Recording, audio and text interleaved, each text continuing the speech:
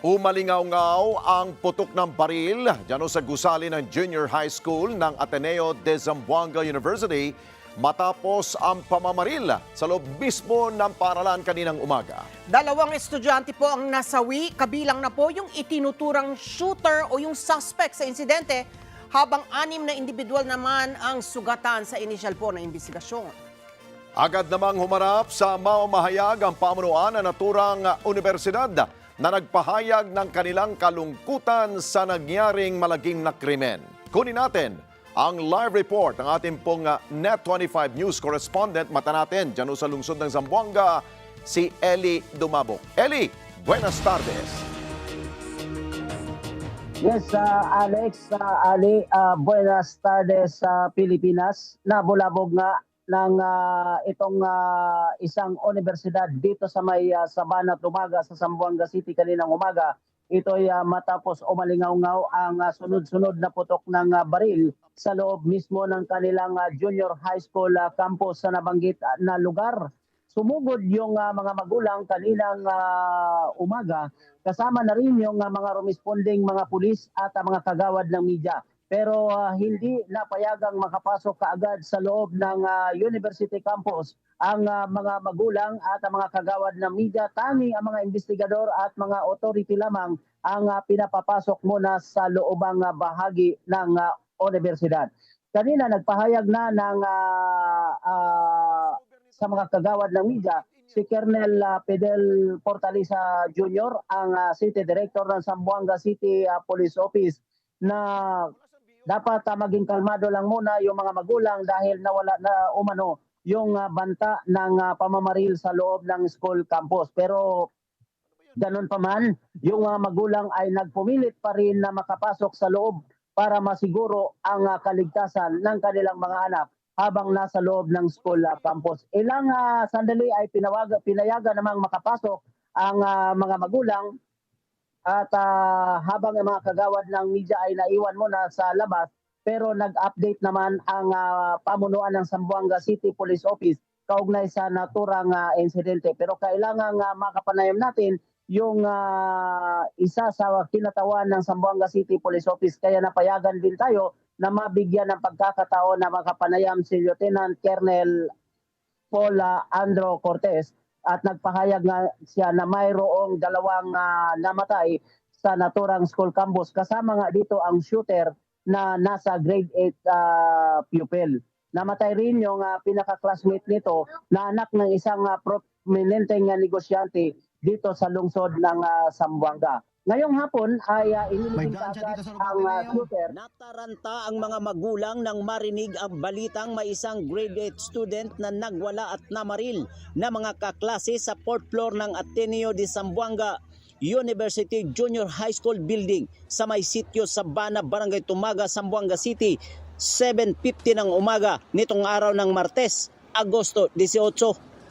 Di makausap ng news team ang mga magulang na nagpupumilit na masundo agad ang kanilang mga anak habang tuloy-tuloy ang pasok ng mga ambulansya, police personnel at mga opisyal ng lungsod sa loob mismo ng university campus. Sa mismong main gate ng Ateneo, hinarap ni Colonel Fidel Portaliza Jr., Director ng Zamboanga City Police Office, ang mga kagawad ng media at sinabing naalis na ang bantang panganib sa loob ng university campus.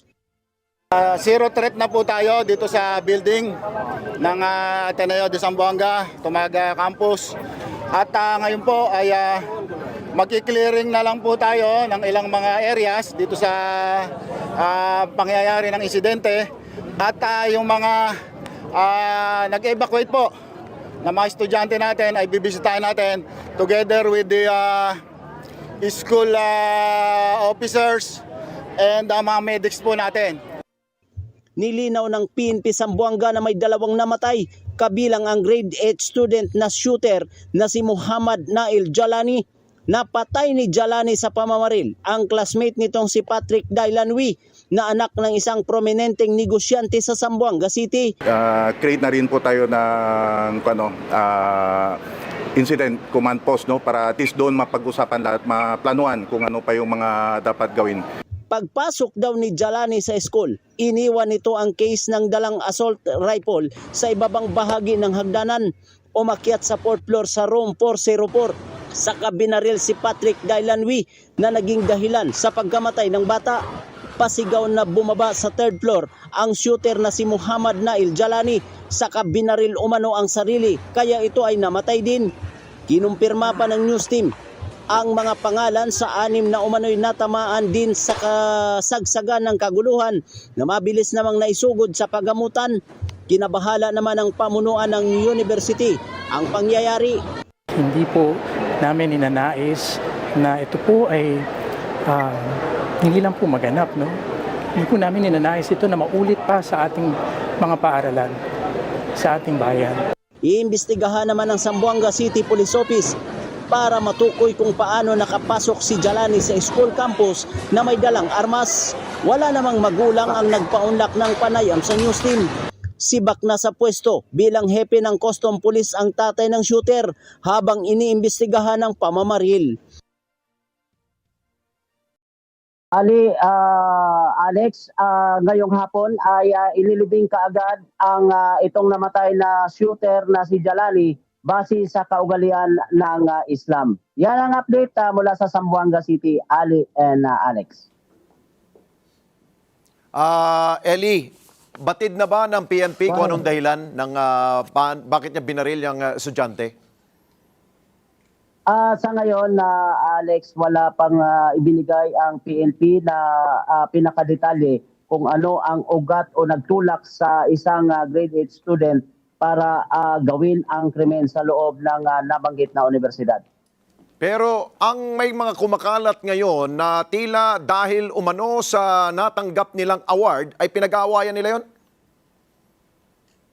Yes, Alex, no, yun ang isa sa tinitingnan namang anggulo ng otoridad dahil noong Sabado ay nakatanggap ng award itong estudyante at posibleng ito ang titingnan muna ngayon ng otoridad. Pero tinitingnan pa ang ibang mga CCTV footage na makukuha ng mga investigador sa loob mismo ng gusali ng junior high school ng nabanggit na universidad para magiging lead ng kanilang investigasyon. Pero sa madaling salita, ang puntirya ng bata ay hindi ang teacher, kundi yung kapwa niya estudyante. Yes, Alex, no, ang punteriya ng bata, yung estudyante, kasi yun ang una niyang hinahanap nung siya ay dumating sa area bago nga siya nagpaputok. Tinarget niya yung estudyante na kanyang classmate na naging dahilan naman sa kamatayan nito. Bukod sa dalawang namatay, meron pa bang ulat na may nasugatan pa ba o nasa ospital ngayon? May mga naiulat na may mga nasaktan sa pangyayari nung magkagulo na Alex. Pero ilang sandali naman ay yung iba ay nakauwi naman at hindi naman talaga natagalan doon sa pagamutan.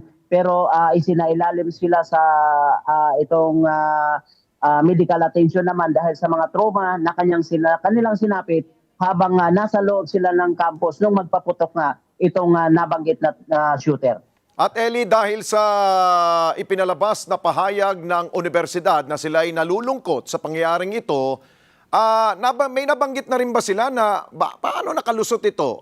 Kumpleto ba sila ng gwardya?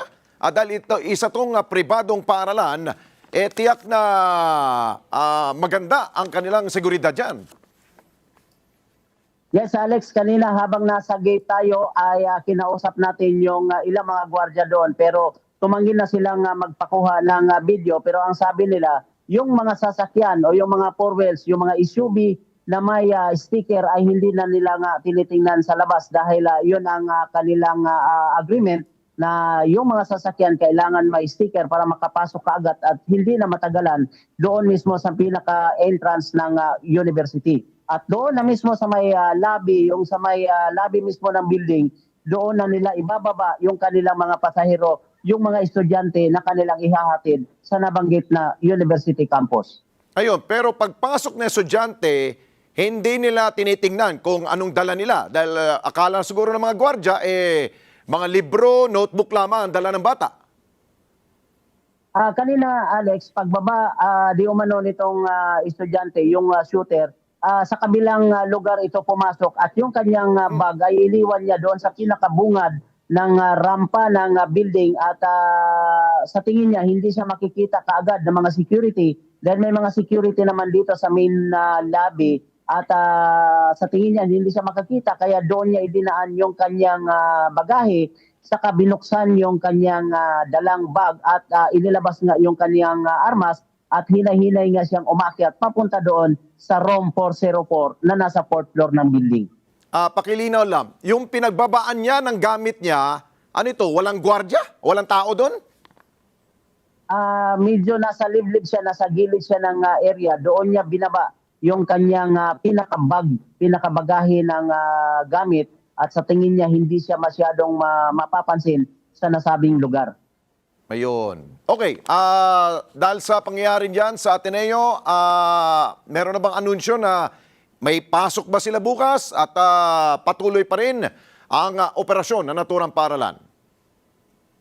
Ang hinihintay nila ngayon na Alex kung matapos itong gagawing investigasyon ng PNP at ng SOCO sa nabanggit na lugar, saka lamang sila maglalabas ng pahayag kung kailan magre-resume yung klase sa junior high school ng Ateneo de Zamboanga University Campus. Okay, panghuli, Eli, dahil bukod sa pahayag ng universidad, batid naman natin doon, tayo nag-aral rin tayo, meron tayong mga magulang, may mga grupo yan, yung Parent Teachers Association. Meron na bang pahayag dito mga magulang ng mga estudyante dyan sa naturang universidad?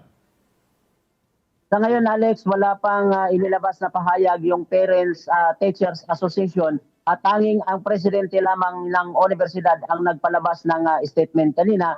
Maliban doon ay wala nang iba pa tayong pahayag na mga narinig. Pero ang sabi ng pamunuan ng universidad, anumang oras ay magbibigay sila ng pahayag lalo na sa mga magulang para malaman ng mga magulang kung kailan magre-resume yung klase sa nabanggit na universidad. By the way, yung lokal na pamahalaan pala dyan, ano bang pahayag na nila? Wala akong narinig sa mayor dyan.